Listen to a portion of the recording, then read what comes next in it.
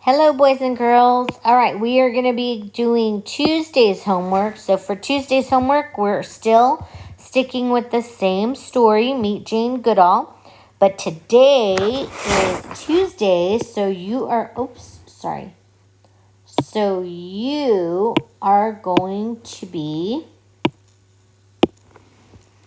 rereading and find 5 words you don't know and look up their definitions. Okay, so here's your going to be word number 1, 2, 3, 4, and 5. Okay? All right, let's go ahead and start to read. Meet Jane Goodall. Jane Goodall has been interested in chimpanzees since she was a little girl. At the age of 8, she decided that she would go to Africa one day.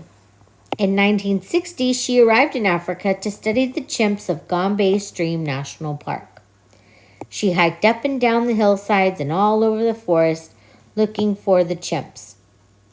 Goodall was able to watch them from a distance through her binoculars, but whenever she tried to get close, they ran away.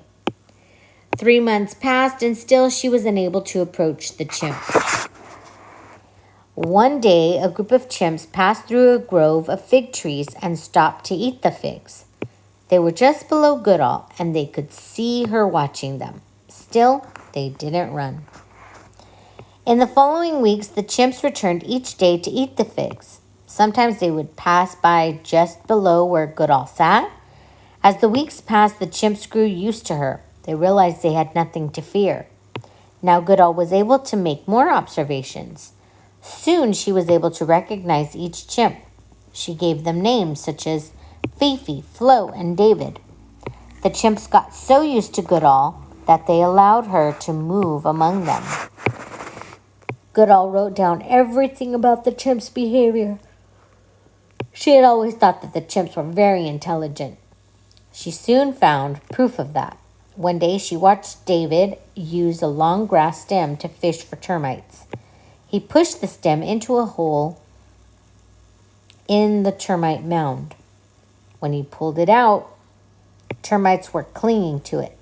Then he put the end of the stem in his mouth and ate the termites. For the first time, Goodall saw a chimpanzee use a tool. All right, so you're going to go ahead and go through here, and you're going to go ahead and highlight 5 words that you do not know, and you're going to list them here. Okay, so let's say you didn't know what the word termites meant. You're going to put termites, and then you would give me the definition. Okay, and that is Tuesday.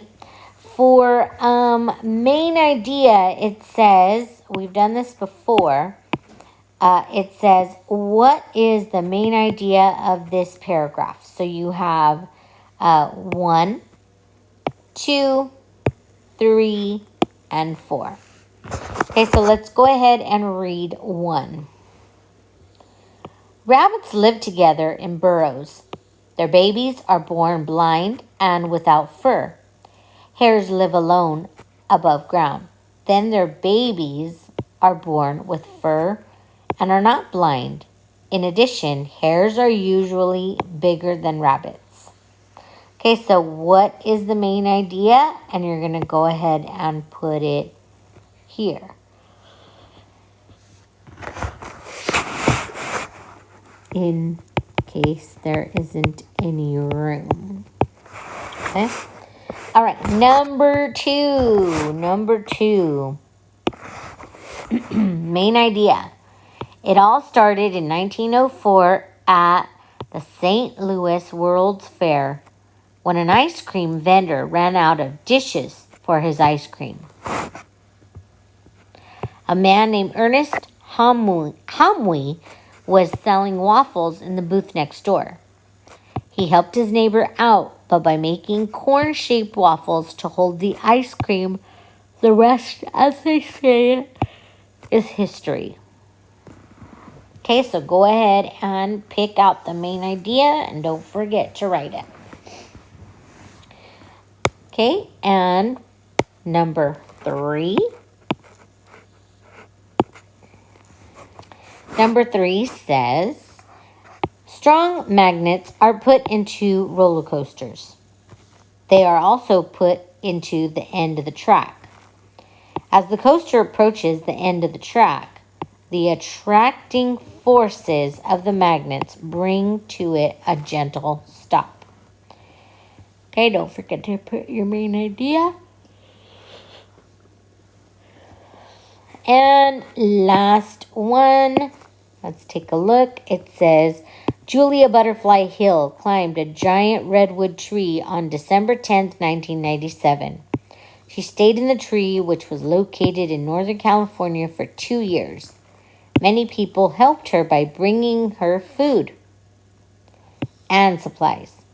She did not come down until the lodging company promised never to cut the trees down.